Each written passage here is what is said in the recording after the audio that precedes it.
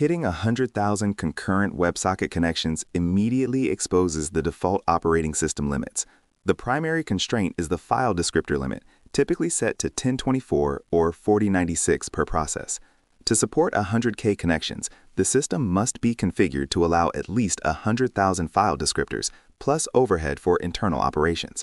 Execute ulimit-n 1048576 in the shell startup script, or modify the system-wide limits configuration file, usually located at etsy-security-limits.conf. Set both the soft and hard limits for the service user. Furthermore, the kernel parameter fs_filemax must be increased significantly, often to 500,000 or higher, ensuring the entire system can manage the required descriptor count across all processes. This adjustment prevents resource exhaustion before the application even starts processing data. Beyond file descriptors, transmission control protocol buffer tuning is essential for high throughput and low latency under heavy load. Default buffer sizes are inadequate for 100,000 active connections exchanging data. Modify the sysctl configuration file to increase the receive and send buffer maximums. Set netcore REM max and netcore WM max to 16,777,216 bytes, which is 16 megabytes. Crucially, adjust the transmission control protocol memory parameters net IPv4 TCP REM max and net IPv4 TCP WM max. These parameters define the minimum, default, and maximum buffer sizes. A typical configuration sets the maximum to 16,777,216, allowing the kernel to dynamically allocate larger buffers when necessary, preventing packet drops and ensuring smooth data flow across all persistent connections. Selecting the correct load balancing layer dictates scaling efficiency. WebSockets initiate via a hypertext transfer protocol upgrade request, making Layer 7 inspection possible, but subsequent traffic is raw transmission control protocol. Layer 4 load balancing offers lower latency and higher throughput because it avoids full hypertext transfer protocol parsing overhead on every packet. However, Layer 7 is necessary if you require path-based routing or termination of transport layer security at the balancer level. For high-volume WebSocket traffic, Layer 4 is preferred, but session persistence is mandatory. The load balancer must maintain affinity, routing a client's connection back to the same application server after the initial handshake. Implementing session persistence requires specific configuration within the load balancer. If using HAProxy, configure the backend with the balance source directive. This hashes the client's source internet protocol address to consistently select the same server.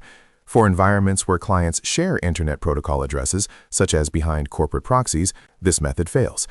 A more robust approach involves using a cookie-based persistence mechanism during the initial hypertext transfer protocol handshake, even though WebSockets do not use cookies post-upgrade. HAProxy can insert a server identifier cookie, and subsequent upgrade requests are routed based on that cookie value before the connection stabilizes. Ensure the timeout for the backend is set high enough to accommodate long-lived connections, typically 24 hours or more, using the timeout server parameter. To handle 100,000 connections, the application servers must be completely stateless regarding connection management. Connection states, such as user session data or pending messages, must reside in an external, highly available data store, typically Redis or memcached. The application server acts purely as a message relay, accepting data from the client, looking up routing information externally, and forwarding the payload to the PubSub backbone. This architecture allows for rapid scaling out of application nodes without complex synchronization logic. If a node fails, the load balancer redirects the client's reconnection attempt to a healthy node, which can immediately resume service by retrieving the necessary state from the external store. The PubSub backbone is the nervous system for distributing messages across the cluster. For high-throughput, low-latency messaging between application nodes, Redis PubSub is often the simplest and fastest choice due to its in-memory nature. However, Redis PubSub lacks persistence and guaranteed delivery. If message loss is unacceptable, a robust message queue like Apache Kafka or NAT streaming is required. Kafka provides durable logs and high fan-out capabilities, but introduces higher operational complexity and slightly increased latency compared to Redis. The choice depends entirely on the application's tolerance for message loss and the required message throughput rate. When using Redis PubSub, channel management is critical to prevent fan-out bottlenecks. If all 100,000 clients subscribe to a single channel, every message published to that channel must be processed and delivered by every single application node, leading to severe resource contention. Implement channel sharding based on logical groups, such as user identification ranges or specific topic categories. For instance, instead of a single global updates channel, use updates/usergroup1, updates/usergroup2, and so on. This distributes the message processing load across multiple application nodes, ensuring that only the relevant nodes receive and process the message, drastically reducing inter-process communication overhead. Scaling to 100,000 connections requires precise calculation of memory overhead. Each connection consumes memory for its socket buffer, internal application structures, and session metadata. Even a minimal overhead of 10 kilobytes per connection translates to 1 gigabyte of memory just for connection handling. Use memory profiling tools to accurately measure the per-connection footprint in your chosen language runtime, such as Node.js or Go. Go is often preferred for high concurrency due to its efficient Go routine memory model, typically consuming less than 5 kilobytes per connection. Avoid large, persistent buffers per connection. Instead, rely on the operating system's dynamic transmission control protocol buffers for data transfer. Maintaining 100,000 healthy connections requires proactive monitoring using heartbeats.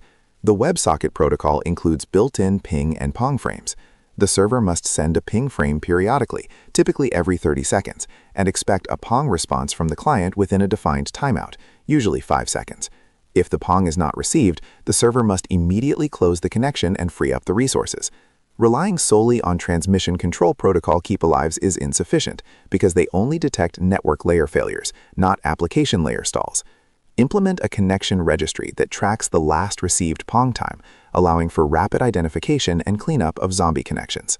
Deploying updates to a system with persistent connections demands a zero-downtime strategy. Traditional rolling restarts cause service interruption for active clients. Implement a blue-green deployment model where the new green cluster is brought up alongside the existing blue cluster. The load balancer is configured to direct new incoming connections to the green cluster. Existing connections on the blue cluster are allowed to drain naturally.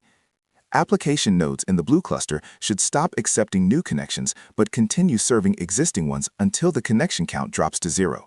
This graceful draining process ensures that no active user sessions are abruptly terminated during the deployment cycle.